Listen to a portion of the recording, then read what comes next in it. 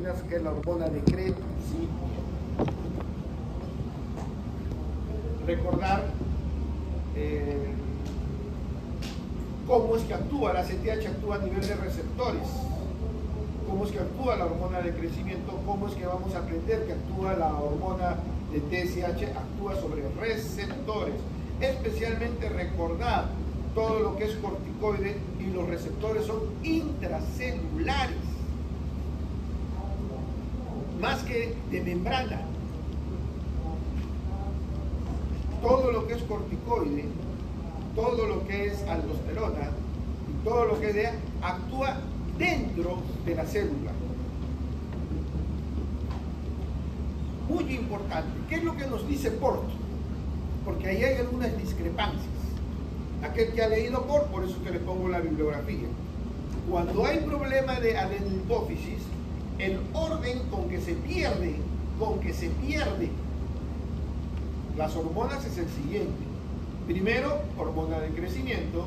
Segundo, lo que es las hormonas sexuales, LH, FSH. Tercero, el TSH. Y cuarto, el ACTH. Ellos no tocan prolactina. ¿Por qué? Porque es un impulso inhibitorio. No está funcionando. Fisiológicamente no está funcionando la prolactina. Muy bien. ¿Qué cosa dice el libro base que van a llevar ustedes todos el siguiente semestre? Argente y compañía. Mantiene la secuencia de crecimiento, mantiene la secuencia de gonadotropinas y acá pone prolactina. Y al último invierte corticotropina y tirotropina. ¿Por qué esta diferencia? Porque esto depende esencialmente de tumor, de adenoma. Y esto depende esencialmente de lo que va a ser igual, tumor, pero especialmente a nivel de la adenohipófisis. Pero van a ver que durante el embarazo existen algunos cambios muy importantes que esta secuencia no la vamos a ver.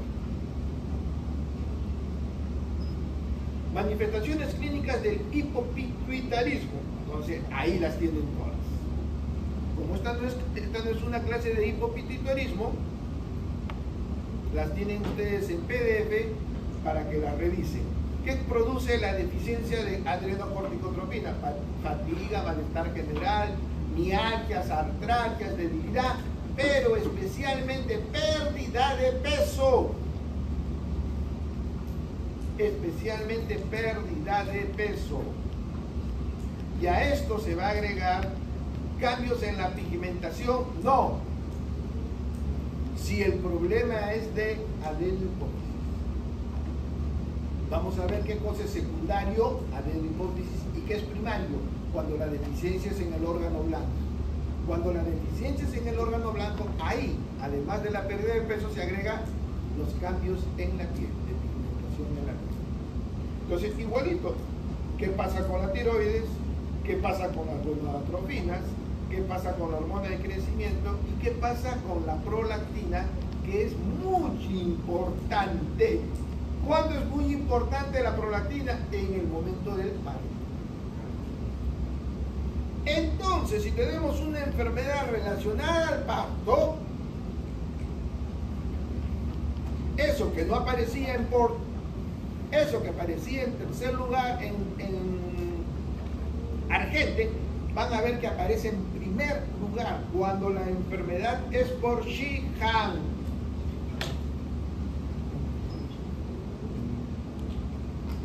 Eso es en cuanto a síntomas. En cuanto a signos, ¿cuáles son los signos de deficiencia de CTH, de TSH, de gonadotropinas, de GH y de prolactina? Síntomas, ya tienen que comenzar a diferenciar de signos. Los síntomas son subjetivos, lo que ustedes cuentan aquí. Los signos es lo que el médico explora. Doctor, me duele la cabeza, eso yo no lo puedo explorar. Ese es un dato subjetivo, que puede ser verdadero o ser falso. Nosotros no estamos para ver quién miente y quién no miente. Tenemos que tomar el signo como el síntoma como cierto. Después veremos qué es cefalea del psicógena. Entonces nos está mintiendo. Esto es signos. Lo que el médico sí. Ella no me puede mentir que está amarilla, porque yo lo estoy viendo. No me puede mentir que está pálida, porque yo lo estoy viendo. Esa es la diferencia entre síntoma y signo, muy importante. Cuando tenemos pan hipofisiario, el único signo relevante es este famoso signo de Wolf. ¿Qué cosa es? El retraso en la relajación de los reflejos tendinosos profundos que se presenta en el hipotiroidismo. Después, todo el resto de signos, ninguno es patognomónico. La pérdida de peso se puede presentar en suprarrenal, se puede presentar en cáncer, se puede presentar en desnutrición, se puede presentar en anorexia nerviosa. Ninguno es patognomónico. Como sí suele ser el famoso signo de Wolfman.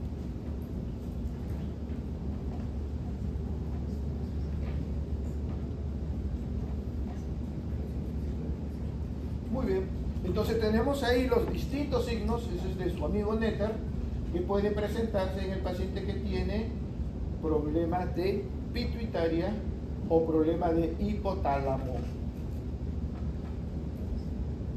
Y lo que puede suceder en el caso sea leve, moderado o severo. El severo, por ejemplo, tiene insuficiencia suprarrenal.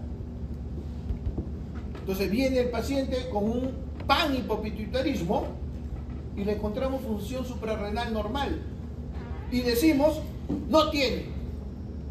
El leve puede no tener. El severo ya tiene insuficiencia suprarrenal, porque están acostumbrados en medicina a querer que porque es pálido es anemia. Una hipotensión o un estrés marcado que produzca vasoconstricción va a hacer que tengamos palidez. No, pero se nos enseñó en fisiopatología que la anemia produce palidez. Está bien, nadie le dice que no. Pero también se les ha enseñado en fisiopatología que cuando el paciente se choca, o se los voy a enseñar yo la siguiente clase, cuando el paciente se choca, se disparan las catecolaminas, produce una vasoconstricción y la vasoconstricción produce palidez.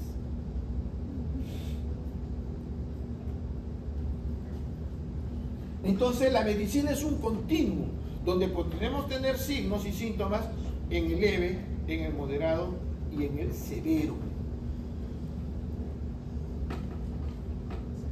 Causas de hipopituitarismo, dentro de lo que nos importa a nosotros, acá está el infarto hipofisial, infarto de la glándula de la hipófisis después de una pérdida de sangre sustancial durante el parto. Vamos a aprender que en el siglo XXI esto durante el parto se le ha agregado otro término más. Entonces esa es la clase de ahora, no es panhipopituitarismo, es el panhipopituitarismo debido a este problema. ¿Y cuál es la fisiopatología de esto? Tenemos que entender que en la hipófisis durante el embarazo se produce varios cambios. La adenohipófisis tiene varios cambios durante el embarazo. Y ahí lo tiene. Un agrandamiento, un incremento de peso en 33%, aumenta el volumen glandular, la hipófisis posterior no se modifica. Este aumento se debe especialmente al crecimiento de las células lactotropas. Entonces, si el crecimiento es predominantemente por esto, si hay isquemia, ¿quiénes van a sufrir? Estas células. Y si estas células sufren, ¿qué se deja de producir? Ahora se dan cuenta por qué la prolactina es el principal problema de estos pacientes. Y no la secuencia que planteaba Port y no la secuencia que planteaba Ángel. ¿Pero por qué? Sobre la base de estos cambios fisiológicos de la adenohipófisis.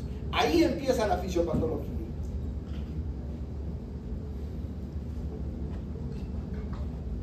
Esta hiperplasia conlleva un aumento de la demanda nutricional y metabólica de la hipófisis anterior en su conjunto, pero especialmente de las células lactotropas. Muy bien. Entonces ahí tenemos, nuevamente, no solamente cómo es que cambia la anatomía de la adenohipófisis, la histología de la adenohipófisis, sino cambia también su liberación de hormonas. ¿Cuál es la principal hormona? La prolactina. Un aumento progresivo de la prolactina, que esencialmente hace que se produzca lactotropo. Y durante el posparto es estimulada por la succión, hace que se eleven los picos de prolactina, para que pueda haber lactancia. Pero miren lo que sucede con las otras hormonas. Las gonadotropinas están suprimidas. La tirotropina está ligeramente elevada hacia las 9ª, 13 semanas, pero en el posparto no hay cambios. Miren lo que sucede con las otras hormonas. Son ligeros los cambios. En cambio, el cambio más importante es el de la prolactina. Entonces ahora entendemos por qué fisiopatológicamente el Sheehan se presenta con la inhibición de su función. Se deja de producir prolactina y por lo tanto se produce la famosa atalactorrea. Durante el embarazo la pituitaria sufre un aumento en el tamaño fisiológico, especialmente hiperplasia del lactotropo. El aporte sanguíneo de la hipófisis anterior es un sistema de presión relativamente baja. Si cae esto, ¿qué es lo primero que va a sufrir? Las células lactotropistas. La hipófisis posterior tiene un aporte sanguíneo en función a mayor presión. Ya les dije, esa arteria hipofisiaria inferior no se comporta como el sistema venoso porta, se comporta como el sistema capilar sistémico. La isquemia de la glándula hipofisiaria esencialmente es una hipovolemia de la zona celar y pericelar. No es de la totalidad. Y se agrega un concepto muy importante. Ya no es solamente la hemorragia, sangrado excesivo durante el parto. Puede haber un sangrado excesivo por cualquier razón en el tercer trimestre del parto, del embarazo. Una madre que esté en el tercer trimestre del embarazo sufre un accidente donde haya hemorragia, esa adenohipófisis puede sufrir. Entonces ya, como les dije, ya el concepto de estos 5 años ya no solamente es el concepto del siglo pasado, donde el Sheehan es una enfermedad que se producía al momento del parto, la hemorragia puerperal. También lo puede producir cualquier hemorragia severa durante el último trimestre del embarazo. Y ya saben por qué. Porque es el momento de mayores cambios de la adenohipófisis. No solamente al momento del parto. Muy bien. La hipotensión causada por hemorragia severa durante el parto o incluso durante el tercer trimestre es el principal factor causal. Puede haber hemorragia anteparto por causas no obstétricas, por ejemplo un accidente, compresión de los vasos hipofisiarios fisiológicamente agrandada o vasoconstrictores liberados durante shock. Un shock cardiogénico en una mujer gestante puede producir isquemia a nivel de esa arteria hipofisiaria superior. Entonces, así está la estadística: hemorragia preparto 10%, hemorragia postparto 85% y a veces no hay antecedentes de hemorragia, un 5%. Causas de hemorragia, especialmente las de posparto: retención de placenta, bruto de placenta, atonía uterina, placenta previa, aborto o laceraciones vaginales. Son las principales causas de ese 85%. Otras causas, especialmente sin antecedentes de hemorragia, como puede ser diabetes mellitus, shock no obstétrico, infecciones, anemia falciformes y iatrogénicas. Entonces tenemos bien claro ya el programa, el panorama de lo que viene a ser Sheehan, la hipofunción hipofisiaria anterior por problemas de isquemia en la mujer en su tercer trimestre o al momento del parto. Afecta generalmente la isquemia 97% del lóbulo anterior. Hay algunas áreas que no se afectan. Remanente conserva conexiones estructurales con el hipotálamo y recibe irrigación hipotalámica. La preservación del 25% del tejido glandular es compatible con una función normal. Es decir, necesitamos que esa isquemia comprometa más allá del 75% para tener un Sheehan claro. Si solamente la necrosis o la isquemia produce un 50%, puede demorar en aparecer los síntomas. Como vamos a ver, síntomas agudos y síntomas crónicos. La función endocrina no solamente trabaja en un estado de tranquilidad. En los momentos de estrés es ahí donde se debe liberar la hormona TSH. Es ahí donde se debe liberar la hormona ACTH. Es ahí donde se debe liberar la hormona de crecimiento. En los momentos de estrés. Si yo estoy tranquilo y en el momento de estrés no se libera, entro en hipofunción. Entonces el 50% me servirá para mantener mis niveles fisiológicos en basal. Pero cuando necesito trabajar más por estrés, ahí vienen los síntomas y los signos. Entonces vamos a tener cuadro clínico agudo y cuadro clínico crónico. Si bien estamos hablando de hipófisis anterior, rara vez puede haber compromiso de hormona antidiurética, diabetes insípida. Rara vez. Si yo les pongo la pregunta, el síndrome de Sheehan nunca produce diabetes insípida, ya saben ustedes que eso es. Entonces ahí tienen las estadísticas. Pero ahí tienen las estadísticas y yo no les pongo si esto es agudo o esto es crónico. Solo les pongo las estadísticas. ¿Y dónde está galactorrea? ¿Por ahí está galactorrea? No. Atrofia mamaria, 70%. Es el infarto de la glándula hipoficiaria secundaria a una hemorragia postparta. Por ende, solo ocurre en mujeres. Paciente varón de 70 años que presenta galactorrea. Doctor, ¿de qué me está hablando usted? ¿Varón? El varón no tiene por qué tener, salvo que pueda ser hipotiroideo. Ya les dije, el hipotiroidismo puede aumentar la liberación de prolactina.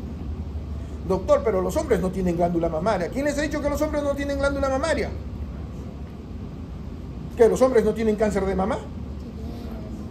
No es lo frecuente, es lo mínimo, pero es falso. Se produce entonces un hipotiroidismo encontrando niveles de bajos de prolactina, hormonas estimulantes sexuales, hormona de crecimiento, hormona tirotrópica y hormona adrenocorticotrópica. Muy bien. Entonces tenemos, paciente puede presentar una forma aguda o una forma crónica. La forma crónica del Sheehan es la más común que hay, especialmente en el siglo XXI, porque ya esos cuadros de hemorragia son muy rápidamente controlables, son muy rápidamente prevenibles. Entonces ya los cuadros agudos se presentan muy difícil, muy difícil. Más se presentan en provincia, son en esas madres que nunca han tenido control prenatal y llegan con su hemorragia vaginal del tercer trimestre. Ese es el problema. Gracias a Dios, esto es cada vez menos. Una de las estadísticas que siempre todo país maneja es la muerte de la mujer embarazada. Al igual que se manejan las estadísticas de niños desnutridos, el porcentaje de mujeres embarazadas muertas también es un porcentaje que implica una cultura y una educación sanitaria por los suelos. Eso hace mucho tiempo se ha venido revirtiendo. Y no se ha venido revirtiendo por la precaución de tener más médicos. Se ha venido revirtiendo porque estamos con un mejor sistema de salud. Obstetrices, enfermeras y auxiliares que saben de la importancia del control prenatal. Entonces un factor confuso en esta presentación del síndrome de Sheehan puede ser el shock. Entonces tenemos una involución rápida de mamas y fracaso en la lactancia. No se reasume la